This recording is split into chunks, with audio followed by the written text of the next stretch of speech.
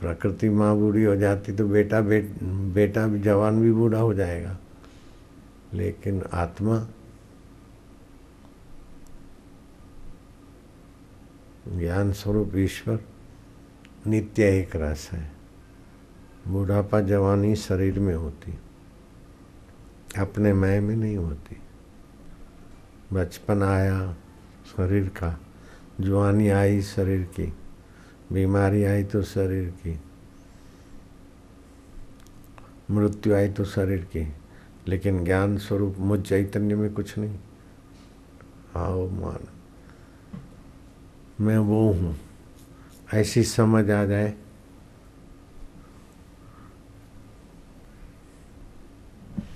अरे बोले क्या करें, वो देखता है, वो देखता है, भगवान देखता है। वो सब देखें न देखें, लेकिन उनको देखने वाला मैं तो हूँ। मैं सबको देखता हूँ। वो देखता है, वो देखता है, वो देखता है, उनको देखने वाला सबको मैं तो हूँ। मैं अपने आप से अलग नहीं होता हूँ। उनके शरीर तो अलग हो जाए, आकृति अलग हो जाए, और उनके शरीरों में भी तो मैं ही देख रहा हूँ। वो ज्ञान बड़ा आनंद स्वरूप, बड़ा निर्भय बना देगा। इसी को बोलते पूर्ण गुरु कृपा मिली। पूर्ण गुरु का ज्ञान।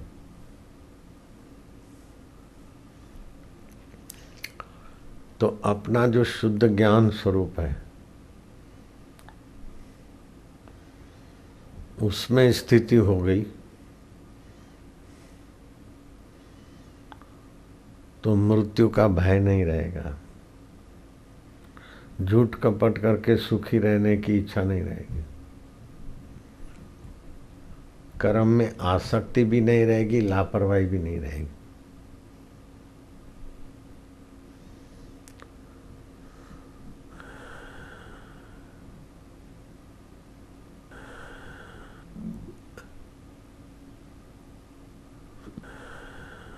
योगम युंजन योगी युंजत सतत आत्मा रहसी स्थिता एकाकीयत चित्तात्मा निराशीर परिग्रह। ऐसा जो योगी है, मुझ चैतन्य आत्मा से योग करता है, वो कुछ समय एकाकी रहे। दिन में 5-15 मिनट, सुबह 5-15 मिनट, दोपहर 5-15 मिनट, रात को। तुम बाहर लोफरों से तो दिन भर मिलते हो, लेकिन सबके सरताज से भी तो मिला करो।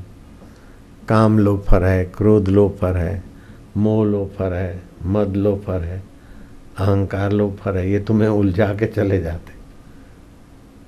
तो तुम किसके द्वारा नाचते हो?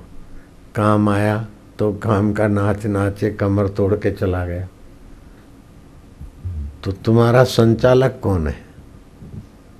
तुम्हारा सूत्रधार कौन है? काम है, क्रोध है, लोभ है, मोह है, भय है, चिंता है, कपट है, कि तुम्हारा सूत्रधार सत है, चित है, आनंद स्वरूप है?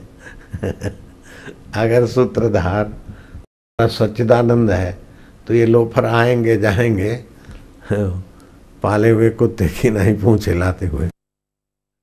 सूत्रधार झूठ कपट पलायनवादिता ये वो इन लोफरों को करोगे तो तुम्हारे को नोच नोच के कहीं का नहीं रखेंगे। इसीलिए आप अपने सूत्रधार से जुड़े रहो। चलती चक्की देख के दिया कबीरा रोए, दो पाटन के बीच में साबित बचा न कोई। हाथ की घंटी होती है ना, जो भी दाने डालो सब पिस जाते, लेकिन कोई दाना जो मूल एक्सल पर अथवा मूल चक्की पर रह जाता है वो चक्की में नहीं पिसता है। ऐसे सुख दुख जानने वाले मूल आत्मा में टिक गए। ये विकार आते जाते उसमें बहे नहीं, उसमें टिक गए। तो न सुख तुमको पिसेगा न दुख, न काम तुमको पिसेगा न क्रोध, न लोभ तुमको पिसेगा न मोह, न अहंकार तुम्हें पिसेगा न वासना। तो बाजी जीत लोगे। तो बुद्धिमान तो वह है कि जप करे, ध्यान करे, लेकिन उद्देश्य रखे ईश्वर प्राप्ति अर्थ, समता प्राप्ति अर्थ। एक ही चीज के सब नाम है। ईश्वर में समता है, समता ईश्वर है। ब्रह्म ज्ञान प्राप्ति अर्थ है, आत्म साक्षात्कार अर्थ है। जैसे भगवान की अनेक सत्ताएं, ऐसे अनेक नाम और अनेक अवस्था भी है, और वो आसान भी है। एक शहंशाह को रिझाना आसान है, और एक एक लोग पब्लिक को सबको रिझा के रखना मुश्किल है।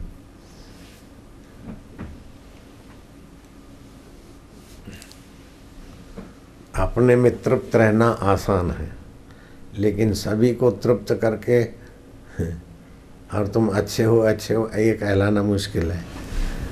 और आप तृप्त रहते तो सब तुमको खींच के तुम्हारे तरफ आएंगे, नहीं तो तुम सबके आगे पूंछ हिलाते हिलाते थक जाओगे। बच्चा खेलता है, निर्दोष है, अपने आप में तृप्त है, तो सब उसके तरफ आकर्षित होते हैं। ऐसे ही बच्चे का अज्ञान, वासना और ये लोफर सोए हुए हैं, अभी उसमें काम नहीं है। मासूम बच्चा है, क्रोध नहीं है, लोभ नहीं है, मोह नहीं है, भय नहीं, चिंता नहीं, वो सहज में अपने आत्मा आनंद में खेलता है, तो सबको प्यारा लगता है। वो किसी को देखे न देखे, सब बच्चे को उसके लिए टेढ़े मेढ़े होते हैं। एक किसका आकर्षण है बच्चे में? वही सहज ज्ञान देव, आत्मदेव का, अंतर्यामी का। तो आप अपने जीवन में अपने सहज सत्य स्वरूप, ज्ञान स्वरूप, आत्मदेव में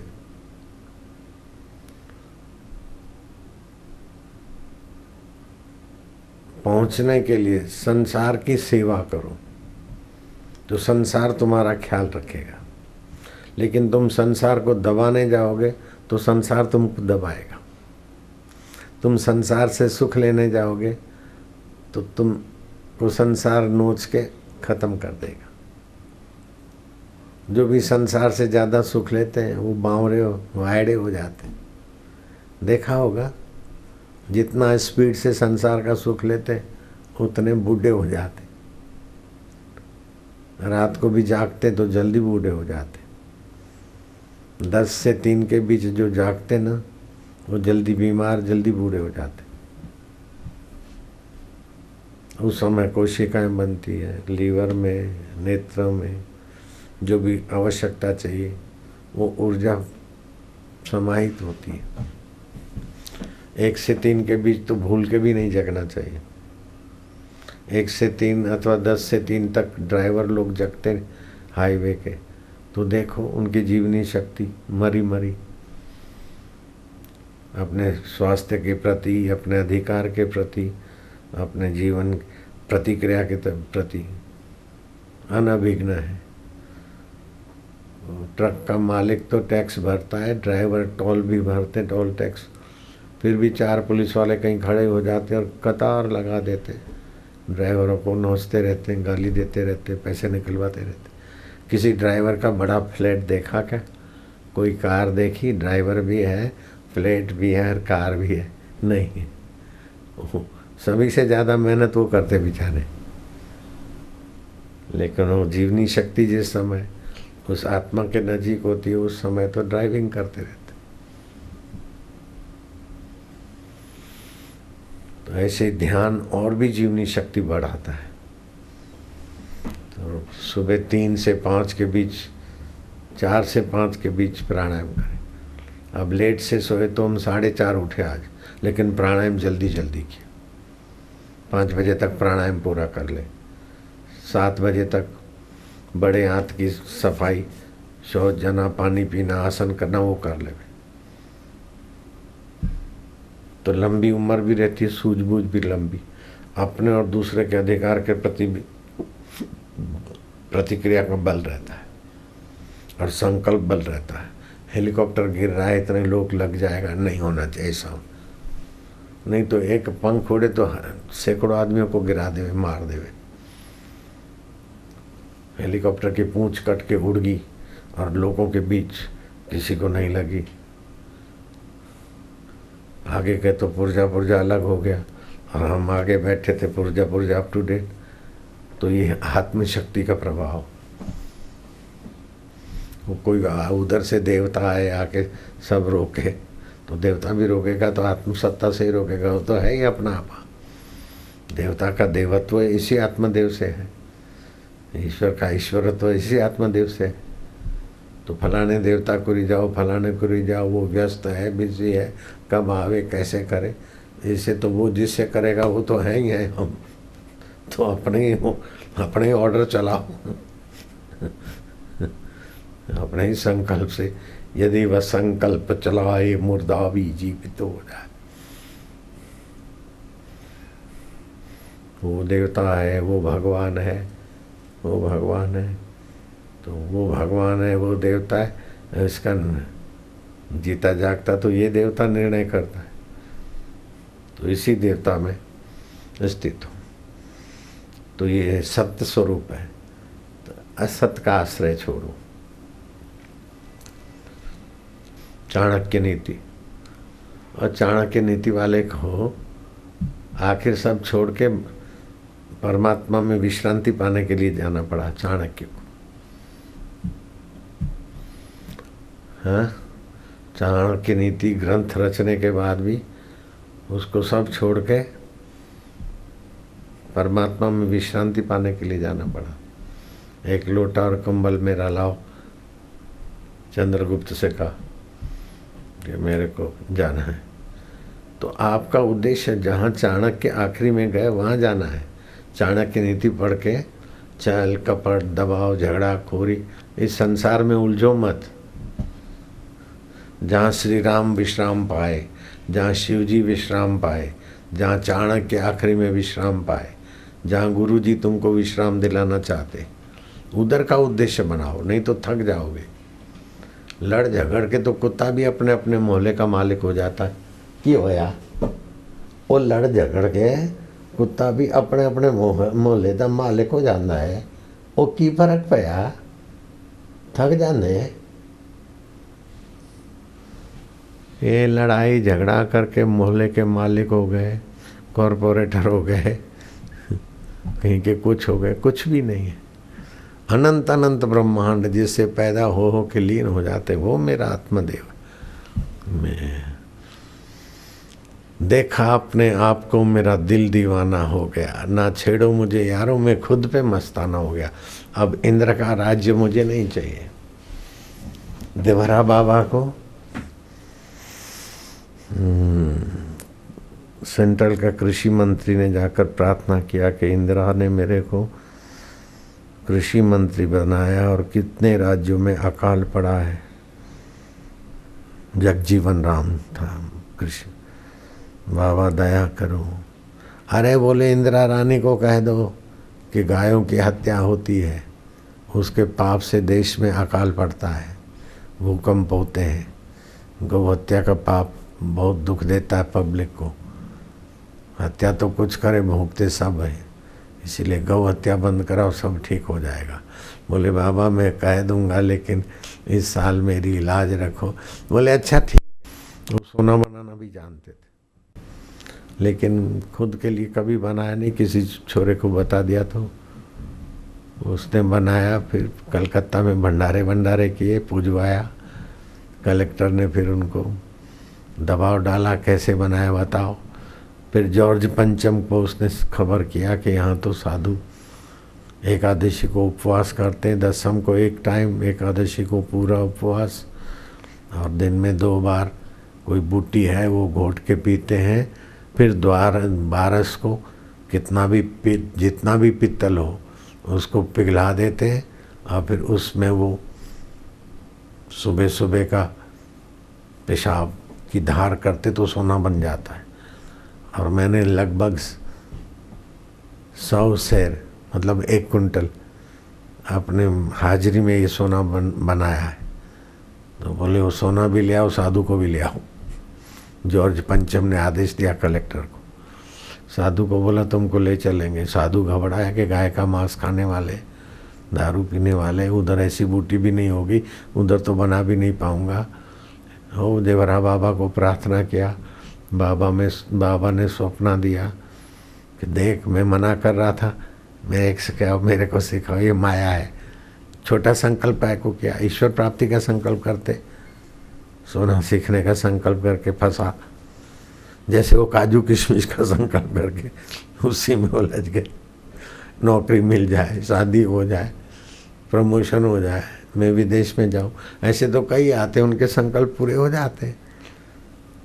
कृष्ण जिससे कृष्ण है, राम जिससे राम है, शिव जिससे शिव है, उसी से हम हैं। उनका आत्मा हमारा आत्मा एक ही है। वो जानते उसमें टिके हैं तो सामर्थ्य है। अपन लोग इसमें उलझते तो रात्रि शयन के लिए है।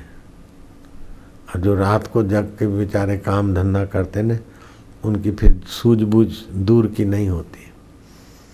फिर सुरा से, सुंदरी से, पति पत्नी से, पत्नी पति से, लवर लवरी से, लवर लवरी से अपना कमर तोड़ के सुखी होने की अंधी प्रक्रिया में और दुख में गिरते, बुढ़ापे में गिरते, बीमारियों में गिरते, जीवन खत्म हो जाता है।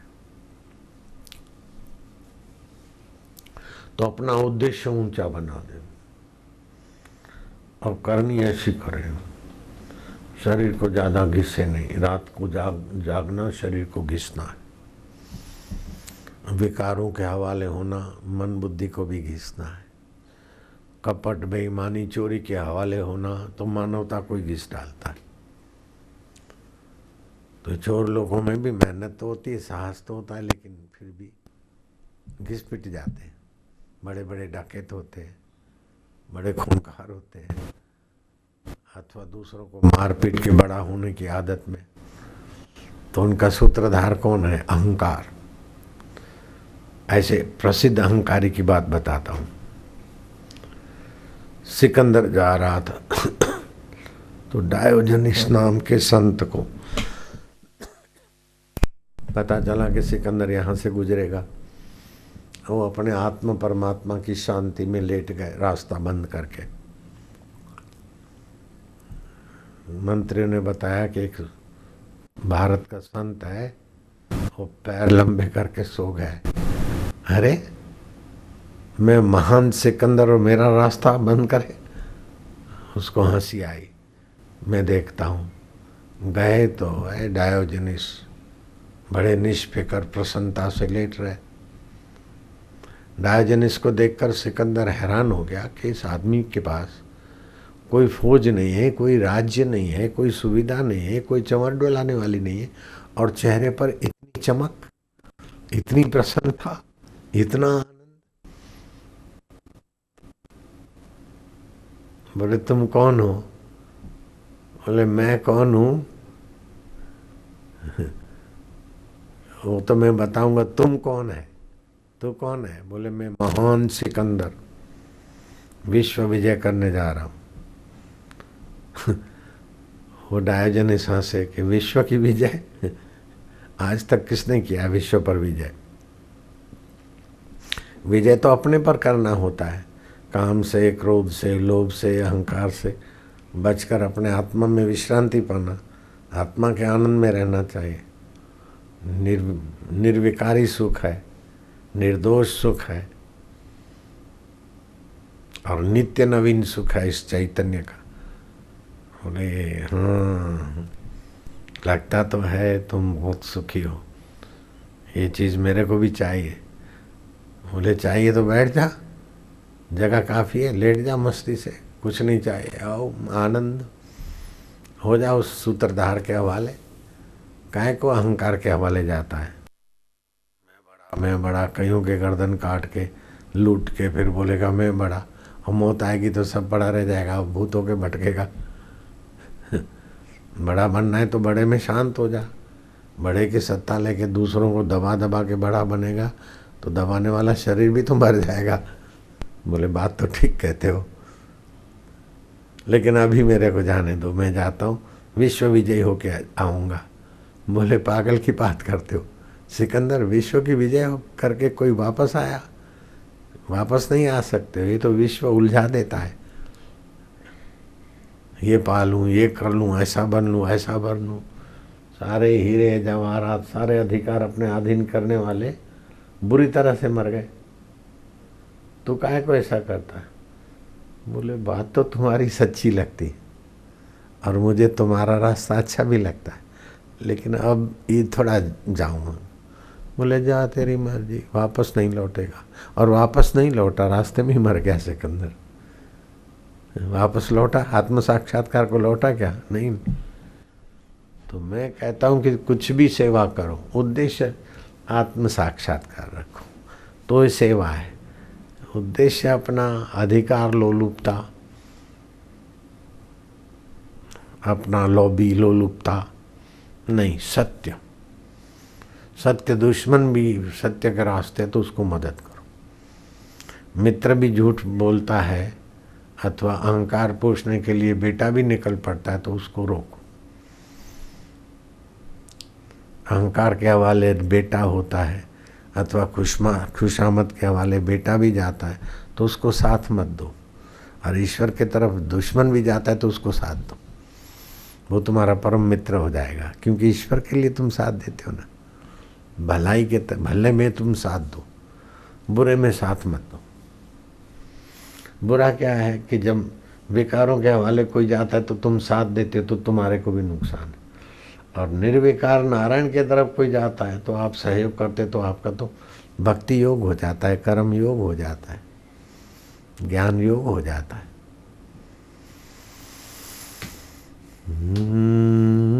बहुत सार बात है, लंबी लंबी कहानियां सुनने से क्या। आज महाभारत का श्लोक चला था कि जो सच्चाई है, स्नेह के रास्ते चलता है वो तो ब्रह्म को पाता है, लेकिन छल बल कपट के सहारे सुखी होना चाहता है वो तो मृत्यु से मृत्यु, मृत्यु से मृत्यु जाता है। इतना ही सार है, ज़्यादा बकवास की क्या जरूरत है। महाभारत में व्यास जी ने लिखा है।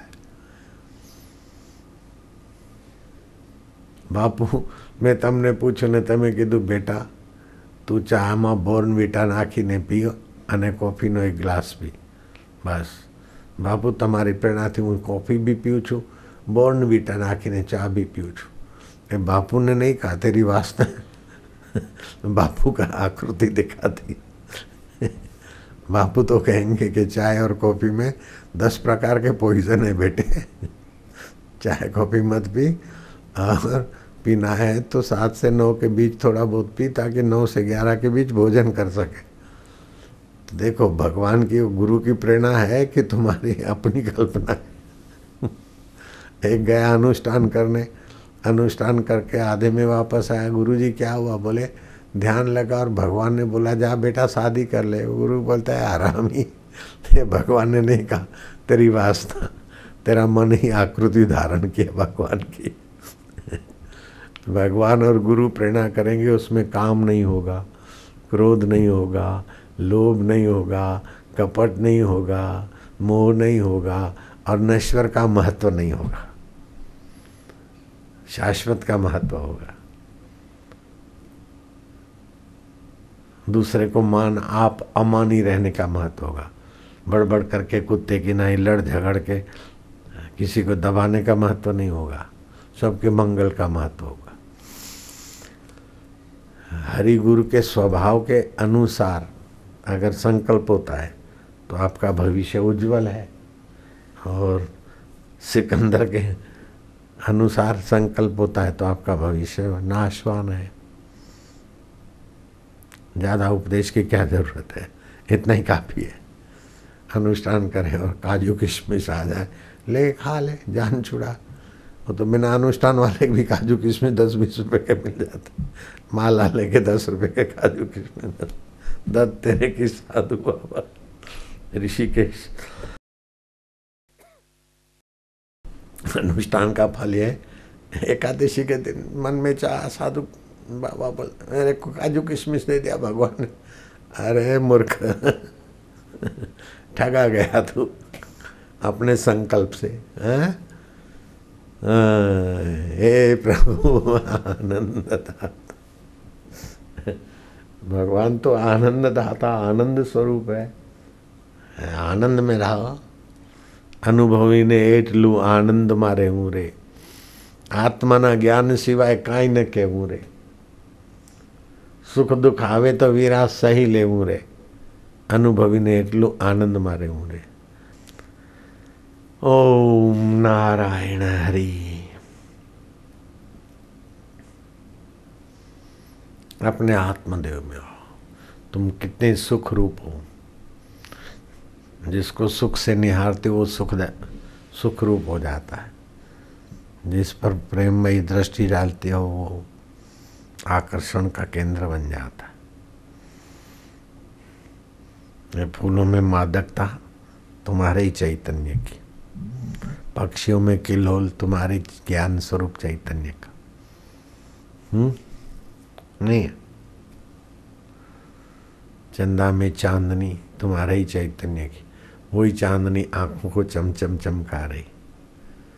तुम चमक देने वाले हो आंखों को, हृदय को धड़कन देने वाले हो, मन को ख्याल देने वाले हो, बुद्धि को निर्णय देने वाले हो, और सब बदल जाता फिर भी तुम नहीं बदलते हो। कैसे अमर हो? ऐसा चिंतन करो, मैं अमर आत्मा हूँ, चैतन्य हूँ। ओम ओम। वो देखता है, वो देखता है, वो देखता है, वो सब देखे न देखे उनको मैं देख रहा हूँ। ऐसा मैं अपने आप का प्यारा। ओम हरि ओम प्रभु ओम आनंद। ऐसा नहीं सोचो कि दो हाथ पैर वाला कोई प्रकट हो जाएगा, कोई बंसीधर आ जाएगा, ये कर देगा वो कर देगा। ये उधारी कल्पना में मत मरो। अभी है बंसीधर की मूर्ति को महत्व देकर वहाँ भी मैं आनंद छिटक के आनंदित होता हूँ।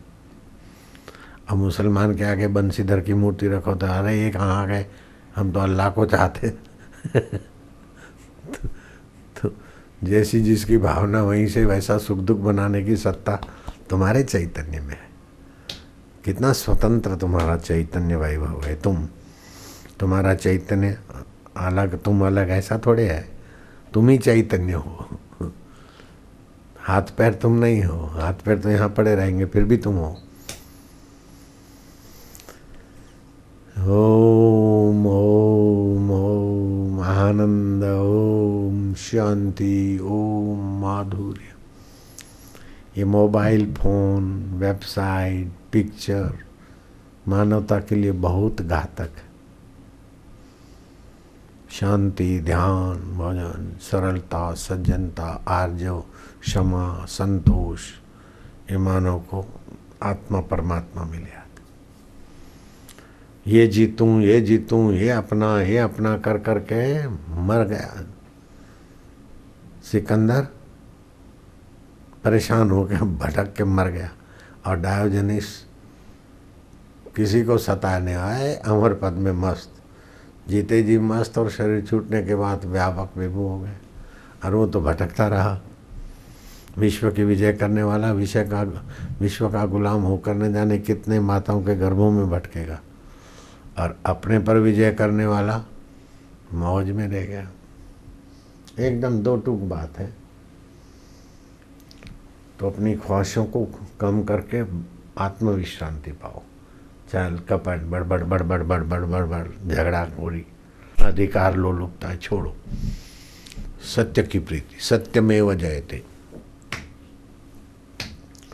सत्य समान तप नहीं, झूठ समान नहीं पाप।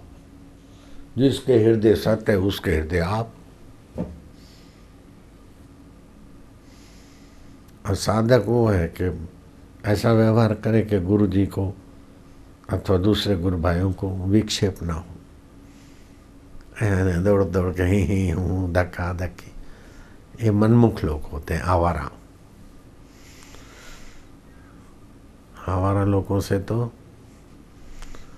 उनके पड़ोसी परेशान हो जाते। जैसे भैंस होती ना, गाय होती तो पैर बाहर रख के तालाब में से पानी पी लेगी। अब भैंस होगी तो पहले तालाब का पानी गंदा करेगी, निगुड़ी कहेंगी। ऐसे आवारा दौड़ धूप करके वातावरण माहौल बिगाड़ देंगे। अभी कितना शांत माहौल है, 10-5 आवारा छुपे होंगे इधर, अब देखो थोड़ी देर में कितना माहौल बिगाड़ देते। हरिद्वार में तो 3 दिन पहले उन आवाराओं को बाहर ही कर दिया हमने।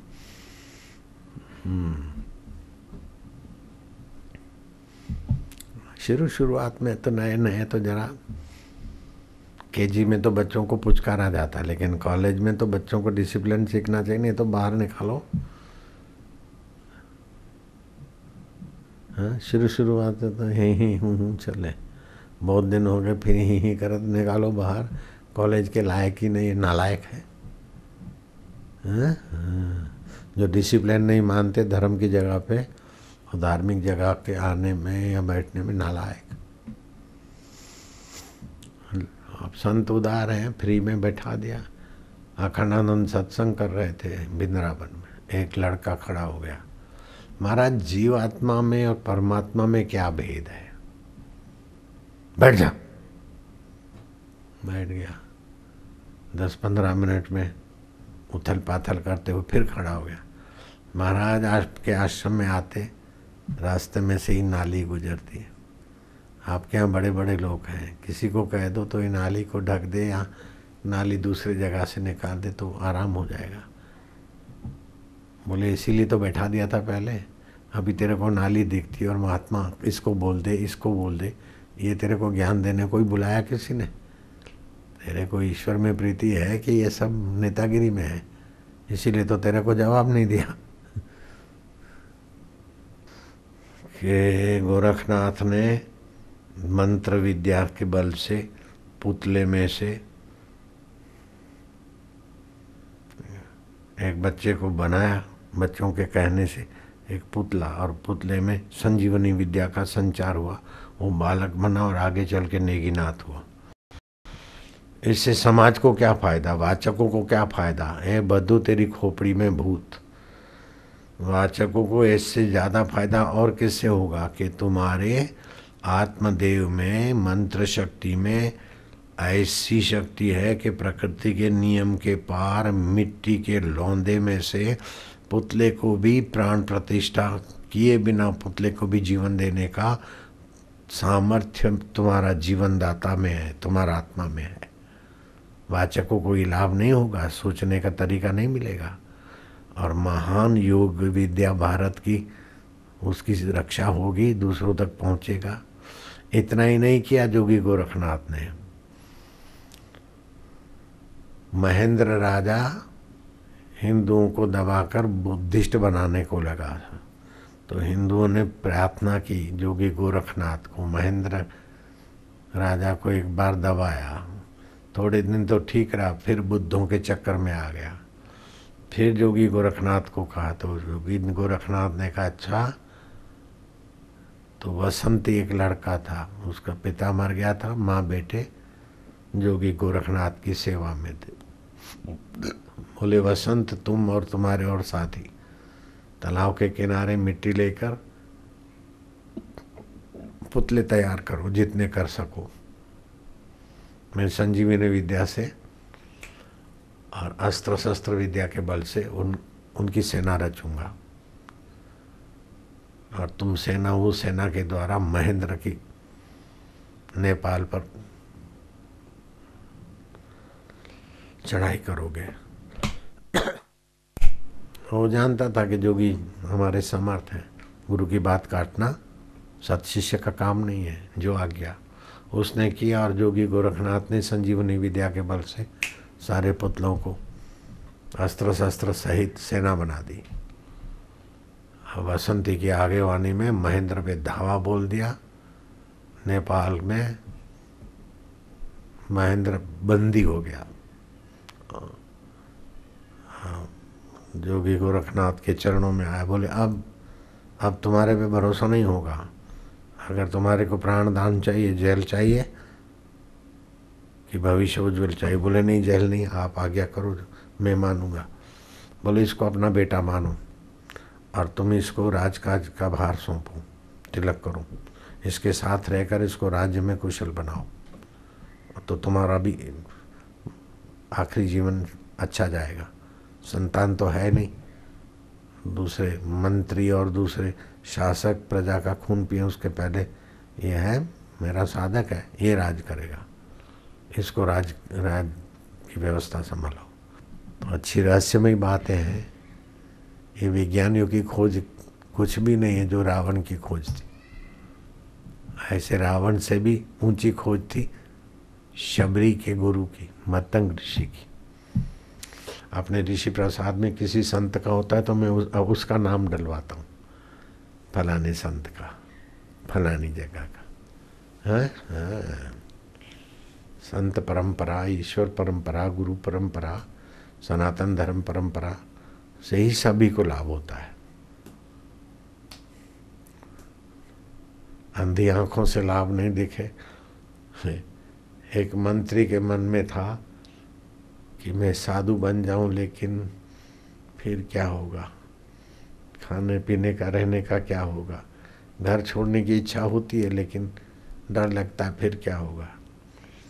वो मंत्री का नाम भी मैंने बोला हुआ है सत्संग में। तो फुलका में से एक ग्रास उठाया और बिल्ली आई, म्याऊ। अरे बोले ले म्याऊ। बिल्ली ने चपाक से वो ग्रास झीला और भागी। ये दूसरा ग्रास उठावे उतने में बिल्ली फिर आ गई, म्याऊ।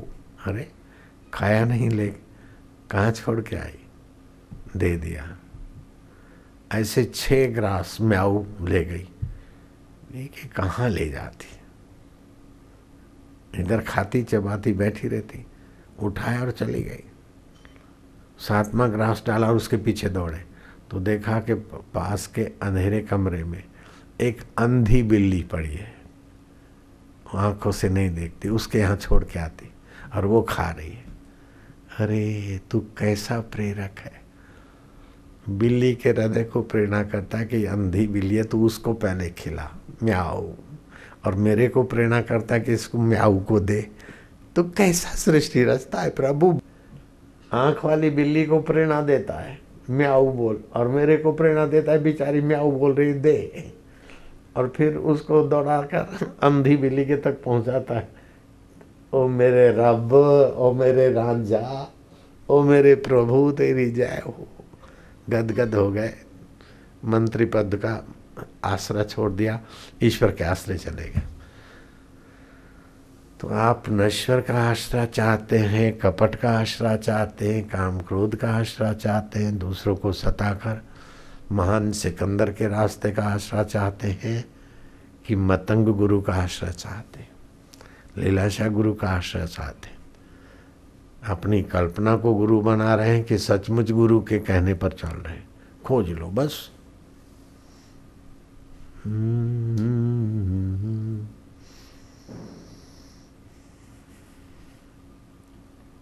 कैसा प्रेरक है म्याऊ। बोले देव टुकड़ा, पहला ग्रास दिया, दूसरा दिया, 6 ग्रास दिए और 7वें को दौड़ाया। इसके प्रश्न का उत्तर भी दे दिया और बिल्ली का भी पोषण कर दिया। कैसा भगवान है। प्रभु तो प्रभु है। और मैं घर चलाता हूँ, मैं आश्रम चलाता हूँ, मैं स्कूल चलाता हूँ, बिल्कुल बकवास है। सब वही नियंता चला रहे हैं परमेश्वर, सबके हृदयों का नियंत्रण वही कर रहे हैं। हरि ओम, आनंद ओम, माधुर्य ओम, हरि ओम ओम।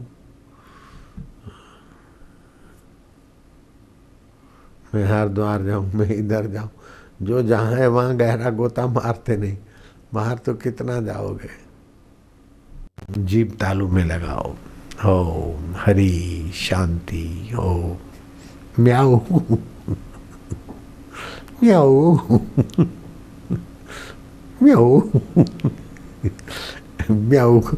जहाँ से म्याऊ उठता है वही बैठा है, उसको वामन बोलते हैं। वामन माना सुंदर, 8 मास के शरीर को सुंदर बना देता है। और वाह मनमाना विभू, छोटे में छोटा बड़े में बड़ा, वही परमात्मा छोटे में छोटा है, बड़े में बड़ा है और सुंदर का भी सुंदर है। उस शरीर, उसके बिना शरीर असुंदर हो जाता है,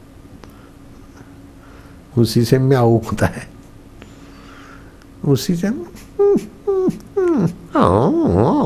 उसी से होता है, उसी से होता है।